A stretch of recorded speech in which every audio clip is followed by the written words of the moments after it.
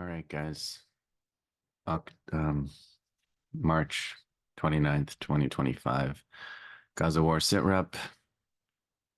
We should start with the negotiations. Apparently, Hamas reports that this is Khalil al-Haya who announced that they've approved another proposal, an Egyptian Qatari proposal for a ceasefire, and are awaiting a response from Israel.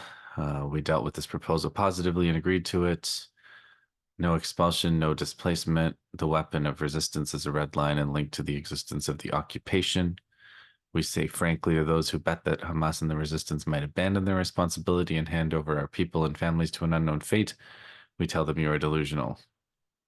Our joint action with the components of our people to gain our right to establish a fully is to our right to establish a fully sovereign Palestinian state with Al-Quds as its capital and the right of return for refugees. So what he's responding to here is apparently the Americans proposed that the Hamas leaders leave Gaza and lay down their arms. So if people know this history, you may not, many of you probably do, but in 1982, the Palestinian Liberation Organization, which was fighting Israel in Lebanon, in Beirut, agreed to a deal where they left Lebanon, leadership left Lebanon and left mostly for Tunis.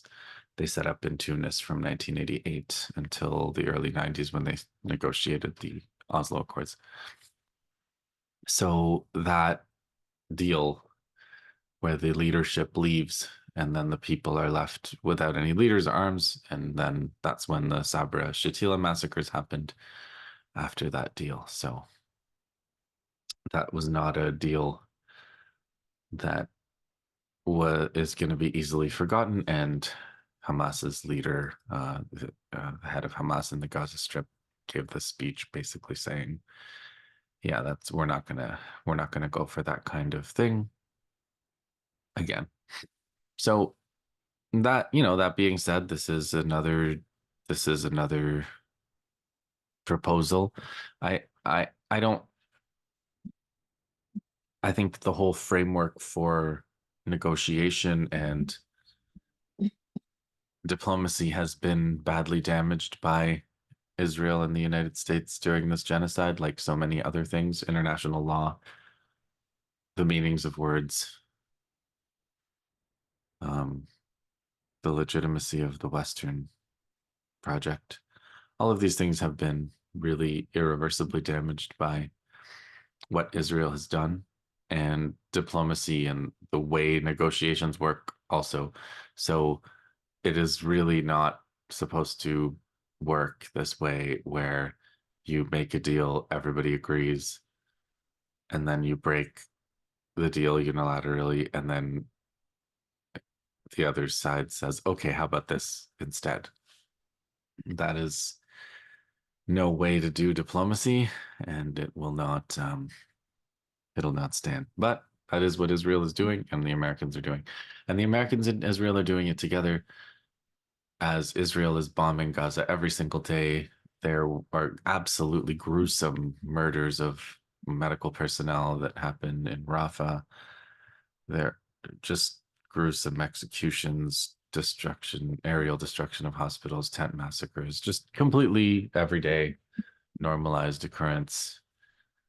And in America is doing the same to Yemen. So they're bombing Yemen. They bombed a cancer hospital. They're bombing civilian buildings in Yemen, talking about it on Signal. I guess we should say the Signal thing that happened where the vice president and some secretaries and various figures were on a Signal chat, and they included a very prominent pro-Israel writer, Goldberg from The Atlantic, who was a prison guard in the Israeli army.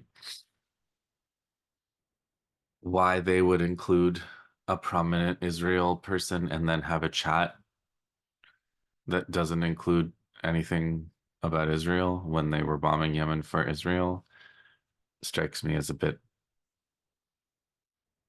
low probability in terms of the reality of this. So that's just my assessment of those details. And I guess the story happened in between last week and this week. As far as other things that happened this week, you probably saw the stories of the immigration enforcement agents rounding up, arresting a woman, like really sneaky, like masked group of them. They all walk towards her back, no matter which way she's facing. They come out of their cars, male agents, female agents, and they take her off the street. And I guess they're going to deport her. And Marco Rubio boasted about how he was going to do that to hundreds of people. And she wrote an op-ed in a student newspaper. So the censorship model of the West is also interesting because they have these tech giants, Facebook and Twitter and Google, and the tech giants just openly support Israel and they support genocide and they censor, they offer to censor and they censor on this mass scale. But then, and then you can look at the media, the BBC or the CBC or whatever Western media you're looking at, and they ensure that only pro-Israel views are aired. But then they also will put you in jail or deport you for expressing those views. So on the one hand, they don't allow the expression, and on the other hand, they allow enough of that expression to target and commit, I guess, repression against people through the state apparatus. So that's all wonderful. It's all there. So I guess what can we do? We just got to keep doing our thing, and they'll do their thing.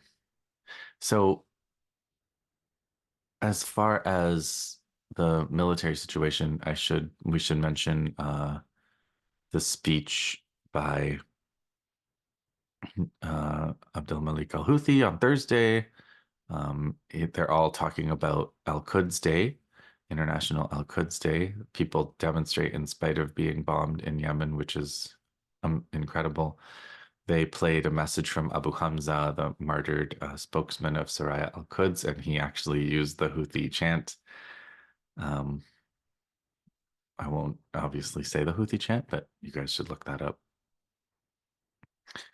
And he says he said the Americans, he assured his listeners, Abdul Malik Al Houthi assured listeners that the Americans will not affect our military operations in the sea or missile strikes on the Zionist entity. There has been complete success in halting navigation. Missile strikes on occupied Palestine continue.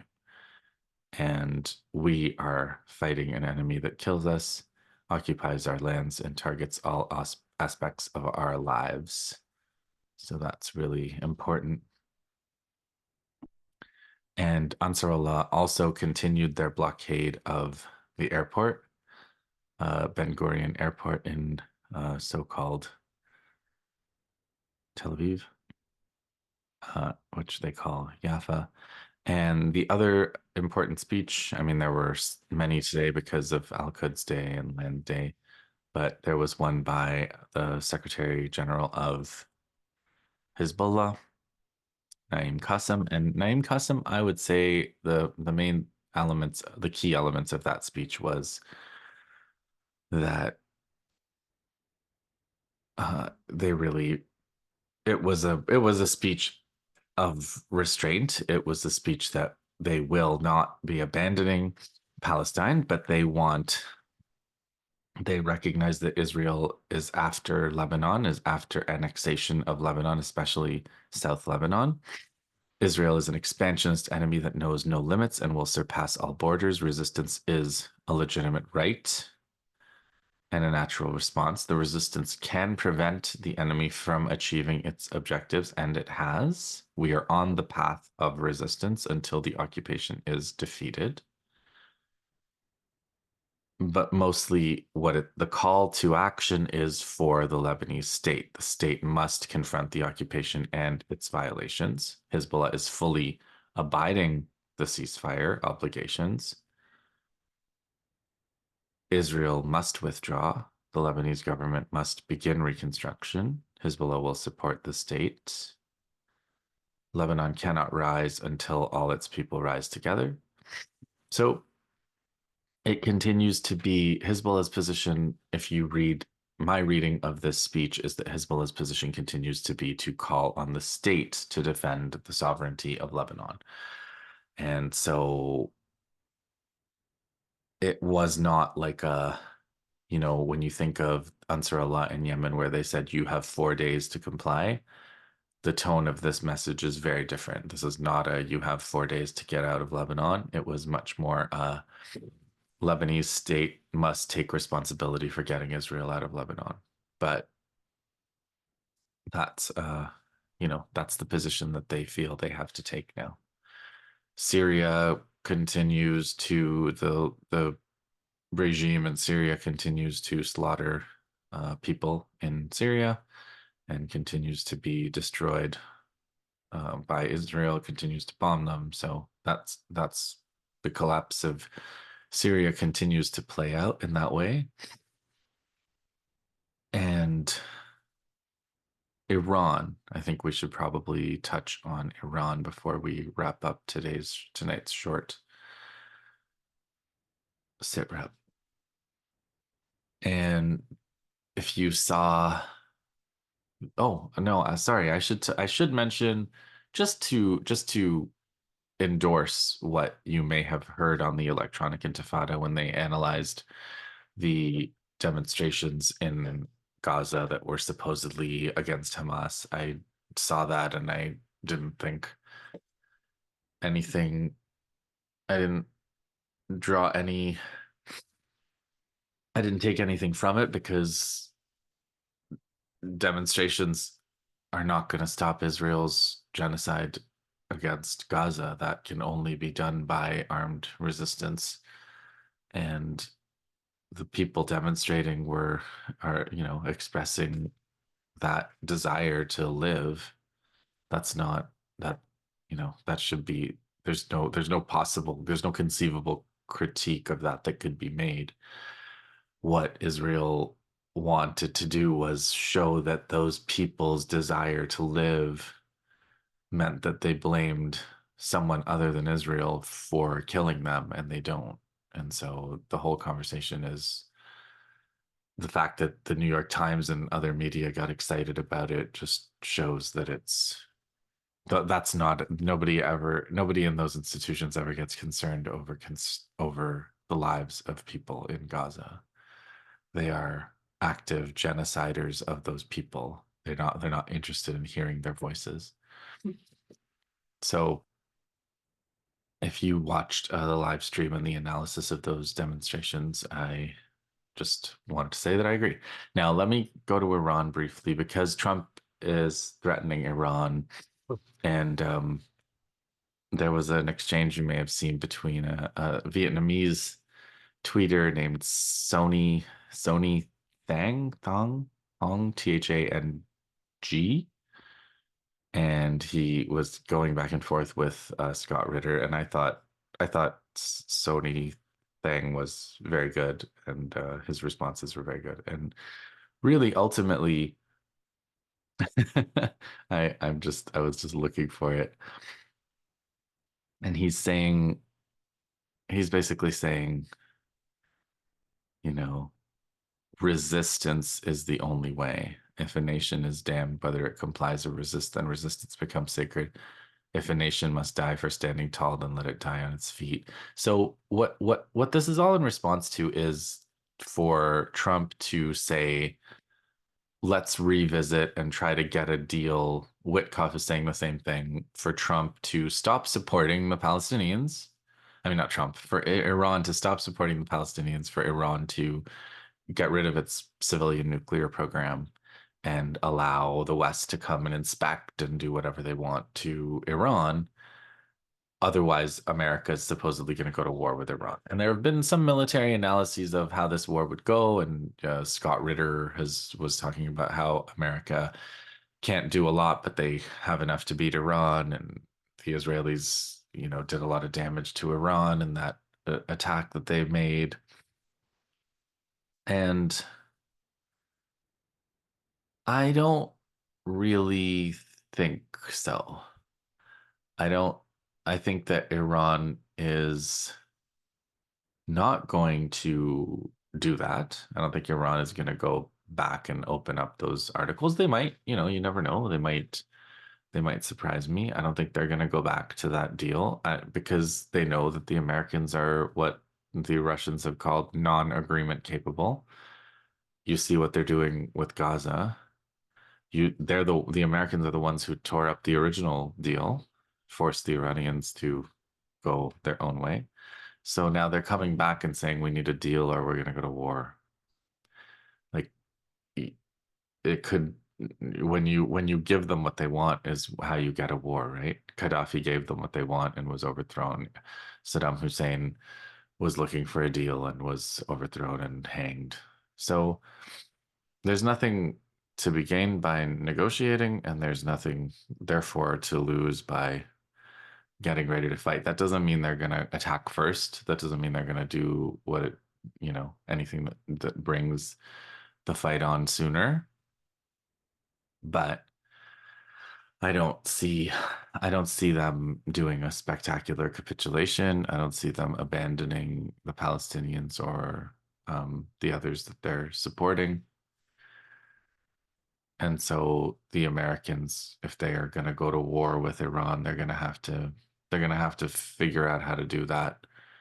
And I don't think it's going to go so well for anybody. It's not going to go well for Iran, but it's certainly not going to go well for the Americans or the world or the world economy. So I don't know. I don't think that's imminent. I've seen people, if you follow Alon Mizrahi, he thinks it's imminent. If you follow MK Badra Kumar, who's a former diplomat for India, who writes a very well-informed international diplomacy, military affairs kind of blog, he thinks nothing, absolutely nothing will come of it. You might follow Will Shriver. He's does some military analysis. He says there's no conceivable path to victory for the US in Iran. I'm inclined to think that as well. They can do some air raids. The Iranians will respond with missiles. That's the kind of thing I envision. I've seen things in the past few years that exceed my wildest and worst imaginings, so I don't want to give you the impression that the world is limited to what I can imagine. But that is what I imagine, I have to say. I don't see a ground invasion of gigantic mountainous Iran with its millions of motivated fighters who would be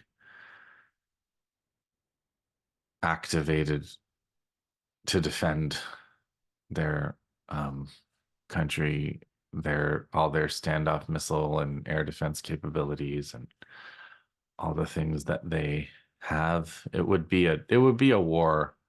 It would be a different kind of war. I mean, Russia Ukraine is a different kind of war than we've seen, but it would be more like that than it would be like Israel in Gaza, which also is not a successful war for Israel. So it, I don't, if it becomes necessary to start reporting on that and analyzing that, I will, but I don't want to get ahead of myself because I rate that as fairly unlikely right now. What I do think is likely between now and my next report to you and beyond is that the Americans are going to keep bombing Yemen. Yemen is going to keep hitting the Israeli airport and attack and fighting with the US Navy wherever the Navy comes in range. The Israelis are going to keep bombing Gaza. I don't think they're going to go in on the ground. If they do, I'll tell you now, if they do, you can expect to see more resistance videos of operations destroying Israeli vehicles and ambushing Israeli soldiers, because that is what happens when the Israelis get within range of the Palestinian resistance ground forces. But I don't think that's going to happen this week. It might, but I don't think it's going to happen this week. But I tell you this, I will predict that more or less simultaneously with the Israeli invasion is going to be the beginning of videos of the like that you came to see John Elmer analyzing on the Electronic Intifada live stream. I think that is what I have to tell you tonight. We've covered Ansarallah's speech, Hamas's discussion of the latest deal, Naim Qasim's speech from Lebanon, and the ongoing war. And we've made some assessments of the likelihood of Iran going to war this week with the Americans, and the continuation of the American war on Yemen and the American-Israeli war on Gaza. Yeah, I'll leave it at that, and I'll see you guys in the next one. Hang in there.